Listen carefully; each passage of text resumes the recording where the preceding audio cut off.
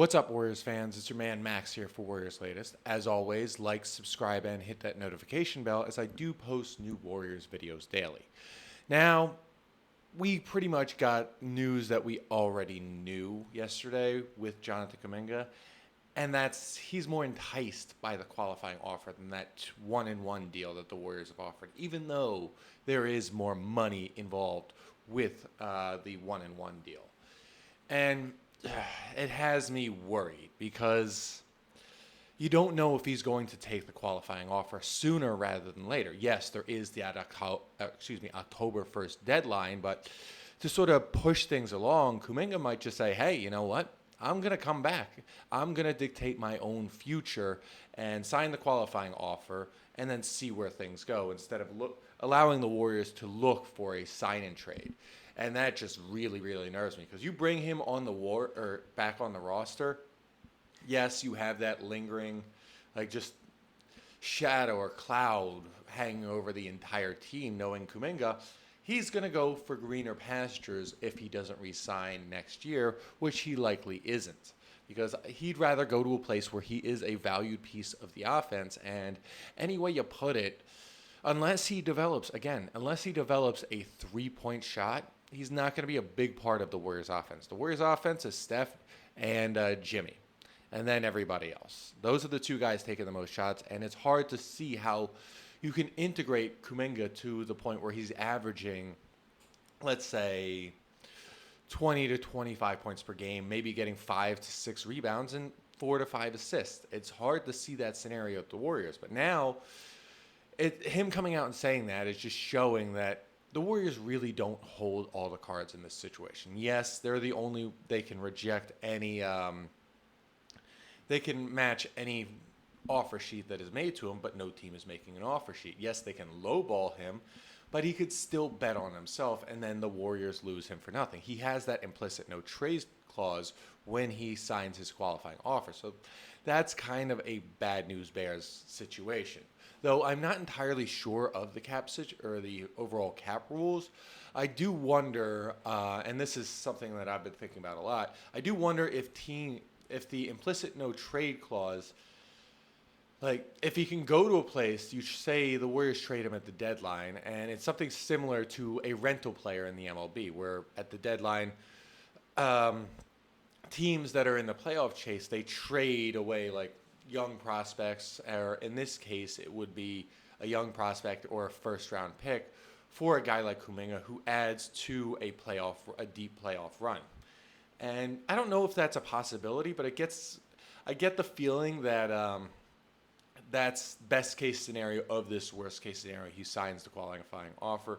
They just deal him away for a future first-round pick. And that could be at least somewhat helpful in the near and long term. But the Warriors are trying to win championships now, and him signing the qualifying offer is only helping Jonathan Kuminga. And again, this is a business, betting on yourself, but you never know.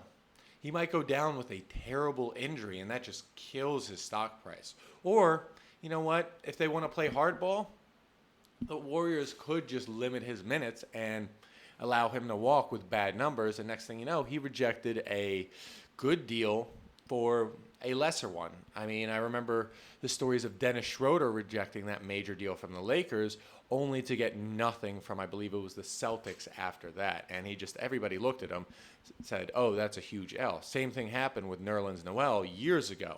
Rejected a huge offer from the Mavericks, only to walk and get nothing. So there is both sides to it, but I just get the feeling Kuminga, if he isn't traded or he isn't sold or Steph doesn't come to him, Jimmy doesn't come to him, say, hey, this is how we're going to integrate you in the offense we're on the court. We're going to look for you here, here, and here. Be at those spots. We will get you your buckets or something along those lines, because somebody's got to do something about Jonathan Kuminga, because this is getting a little concerning. We're in week 7 now? So this isn't that great. And as I said before, Jonathan Kuminga on the qualifying offer equals no championships. He comes on, yes, there is a little more wiggle room in terms of signing additional free agents. Say, all right, they bring Jonathan Kuminga back. They bring Al Horford on now that situation has been taken care of. Good. You got 2 new guys, but then you've got a bunch of other guys that don't really fit the roster. You sign Seth Curry. You maybe bring in Ben Simmons. You bring in Malcolm Brogdon. Maybe you bring in an additional big man. I don't know who that's going to be. Maybe you do trade for Nikolai Vucevic. We'll see how that goes, but it all remains to be seen because Jonathan Kuminga is the major roadblock from those things happening. Now, with him on the roster, again, unless he developed a three-point shot, I don't see him being a part of a championship team. And him betting on himself is only going to hurt the Warriors because they're going to lose him for nothing. And in order to not lose him for anything, the Warriors really have to go all in on Josh Giddey. And I know you guys have said multiple times, he doesn't fit with the roster. He doesn't fit in. He does this wrong, he does this wrong. And all I got to say to that is we don't know how he fits until he plays a game with the Dubs. And as of right now, we know I'd rather bet on him being a better fit for the Warriors than Jonathan Kuminga being a great fit for the Warriors because we've seen what Jonathan Kuminga has to offer. He's a slasher, a solid defender, but has a bit of an injury history as well as a lack of an outside shot, which the Warriors need. He plays a fair amount of iso ball and then drives to the basket and doesn't really fill out the stat sheet in other ways. And when you look at that, it's just problematic for the Warriors' end. It doesn't give them the statistical categories that they need to win. Whereas we look at Josh Giddey, his situation is the exact same as Jonathan Kuminga, though he fits with his current team in the Bulls. And it's still shocking to me that the Bulls only offered him a 4-year, $80 million deal.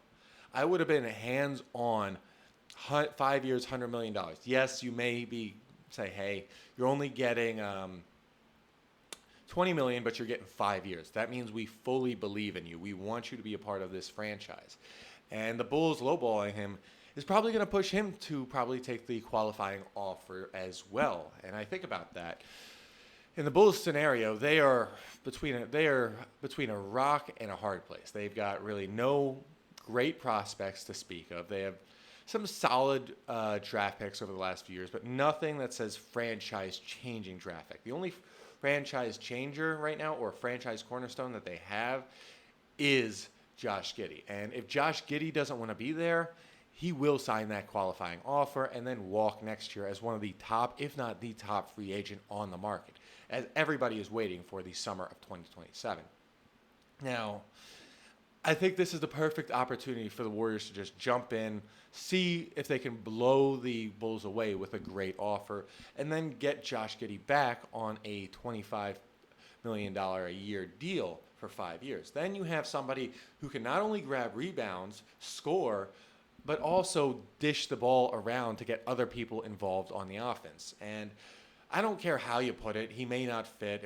There may be roadblocks in terms of like Bulls guaranteed contracts. Trust me, this is going to involve a third team, likely the Jazz or the Hornets, and then this deal is going to get done. But the Warriors do need to get all in on him because he is that guy. In the pit of my stomach, I just know it. He's the guy that's going to help the Warriors get over that hump. And when they face better teams like Oklahoma City, he's going to have the inside track because he knows how Shea operates, he knows how Chet operates, and he knows how the offense is really run.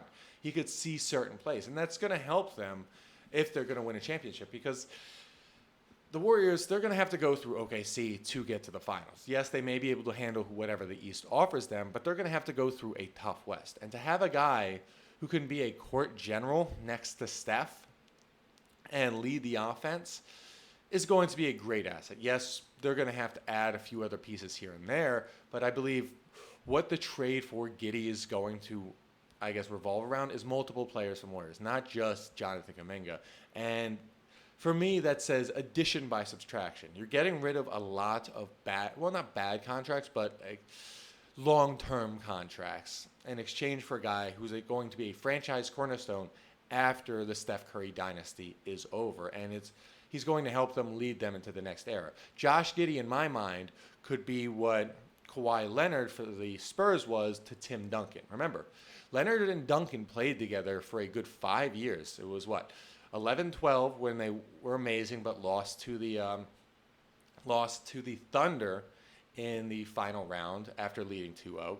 Unfortunately, that was not a good look. Made it to the finals in 13, made it to the finals in 14, was a big player in 15, and then 16 was a big player as well because he really showed what he got and became the leader of that team next to LaMarcus Aldridge once Duncan retired. So I feel like he could be that guy for the Warriors. You don't expect much from him, but he just starts to contribute in different ways that you don't really see right now, but will realize down the road. Now, bottom line for this team is if Kuminga resigns, the Dubs are doomed, and there's no other way to put it. So they have to do whatever it takes, even if it means extending the deadline past October 1st. They have to do something in order to make sure that he gets what he wants and the Warriors get what they want. Now, we know that, all right, he has that October 1st deadline, but training camp begins in the beginning of September. And if he's not there for training camp, that's going to be a problem. That's what worries me most about Kuminga coming out and saying this, because it's like, all right, training camp's about to start. I want my future set by training camp. So I'm going to sign this qualifying offer. And then next thing you know, he does this real quick, and the Warriors are now doomed, like completely doomed. Like they can't trade him. If he doesn't have that three-point shot, they're just not going to win. And I just don't want to see that happen to the Warriors because it gets me unnerved. And I want to enjoy this season as a fan, as a Warriors fan, and see Steph get title number 5 to match Kobe. Now, that's all we have today for Warriors Latest. As always, like, subscribe, and hit that notification bell. And if you think there are other players or other trade ideas for Jonathan Kuminga, comment down below, as I love to hear your ideas, and I love to comment them on another video. And as always, go Dubs.